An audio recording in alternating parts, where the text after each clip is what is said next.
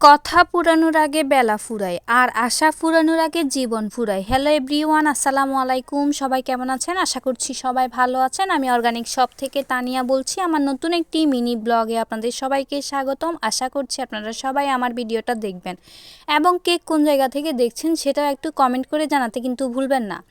তো আজকে সকাল থেকে সন্ধ্যা পর্যন্ত আমি কি কাজ করলাম ছোট্ট একটি ভিডিওর মাধ্যমে আপনাদের সঙ্গেই শেয়ার করব। আশা করছি ভিডিওটা দেখবেন এবং কেমন লেগেছে সেটাও জানাবেন।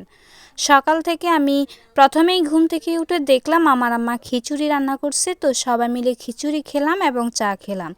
খাওয়া দাওয়া শেষ করে আমি ফ্রিজ থেকে মাছ, মাংস, সবজি যা যা লাগবে রান্নার কাজে সব কিছু বের করে নিচ্ছিলাম। এক এক করে সব কিছু বের করে প্রথমে আমি মাংসগুলোকে পানিতে ভিজিয়ে দিলাম, এরপর সবজিগুলোকে প্যাকেট থেকে বের করে ঢেলে দিলাম।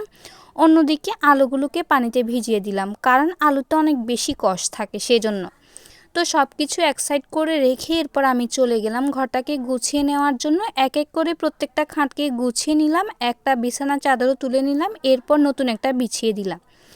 সব কিছু গুছিয়ে এরপর ঘরটা ভালোভাবে ঝাড়ু দিয়ে নিলাম। ঝাড়ু দিয়ে জামা কাপড় সব কিছুই বাহিরে রোদে দিয়ে আসলাম। আসা শেষ করে আমি আবারও চলে আসলাম রান্নাঘরে। রান্নাঘরে এসে আজকে রান্নায় যা যা লাগবে সব কিছু কাটাকুটা শুরু করলাম।